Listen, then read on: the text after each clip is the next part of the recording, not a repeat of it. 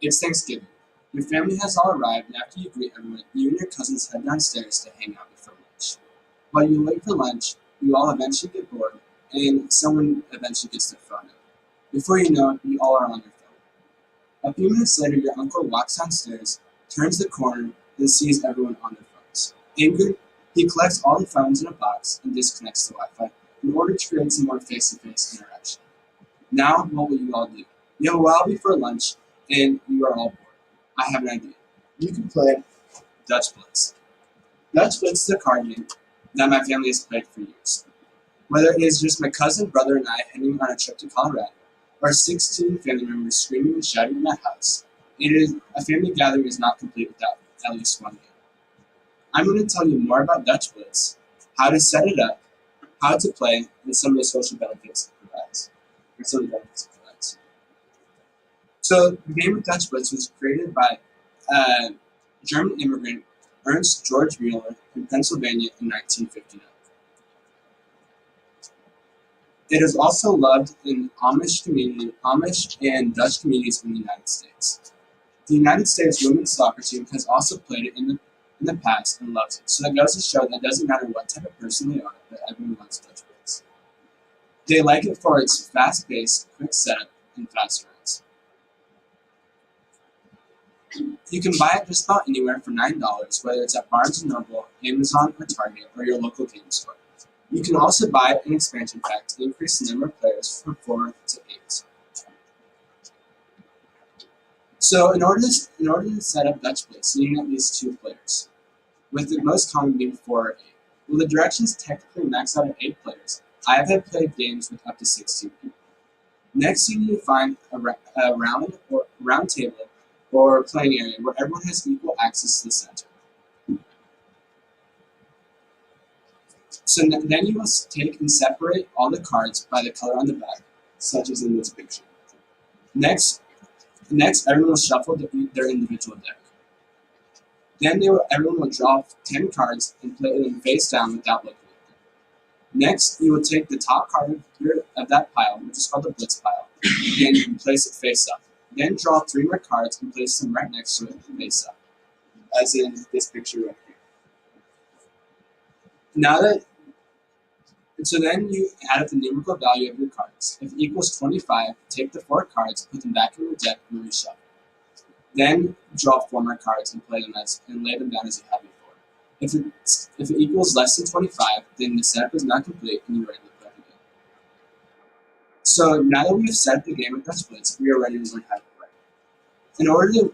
The goal of the game is to get rid of the 10 cards in your Blitz pile. In order to do that, you need to play your cards in ascending numerical order in the playing area. The color of the card you're playing has to match the color of the pile that you're playing it on. You are also able to take your deck and draw 3 cards at a time and play the top card if you're able to. Once a player has got rid of all the 10 cards in their Blitz pile, they yell Blitz and the round is now over. So now everyone will count the number of cards they have left in their Blitz pile. Each of these cards is worth -2 points. Then all the cards that were in the playing area are sorted and given back to the correct player. The player now counts these cards. Each of these cards is worth 1 point. So in this picture here, this player has played 11 cards. 6 of them from their Blitz pile right here, 6 from their Blitz pile right here, and their 11 cards total. That means that they have scored 3 points, since they have 11 points and have 8 points subtracted since they have 4 cards left. This player has played 15 cards. That means, and they've played all 10 cards from their Blitz pile and 5 from their hand. This means that they have scored 15 points since they played 15 cards and have 0 negative points. You're able to play as many rounds as you would like, and whoever has the most points at the end of the game wins. Now let's shuffle our way into some of the benefits that Dutch Blitz provides. Not only is it a fun, as we live in Council Bluffs, I know sometimes when we're hanging out with our friends or family, we struggle to figure out what to do. Dutch Blitz is a great option, as it is extremely fun. It is also a good benefit financially, as it only costs $9 total. You can play it by 4 people, compared to the $10 it often costs per person to go out to eat for 2 weeks. Plus, Dutch Blitz can be played over and over. In fact, if you played just one game every 2 weeks with 4 players, it will cost just 5 cents per person per game.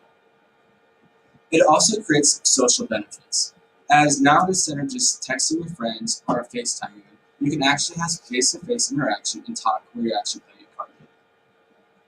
It also has mental health. It's also beneficial mental health-wise, as according to the AARP, it actually increases your mental health. In fact, it also decreases your chances of later getting dementia in the future. Now that we have learned how to play Dutch Blitz, I'm going to do a quick recap. First, we learned more about Dutch Blitz and how it's played. Then we learned how to set it up and how to play it. And lastly, we learned about the benefits that Dutch Blitz provides. The next time you and your family are struggling to figure out what to do, maybe think about making a quick run to your local Target in order to pick up a game of Dutch Blitz. As someone who has played for years, I guarantee you will not regret it.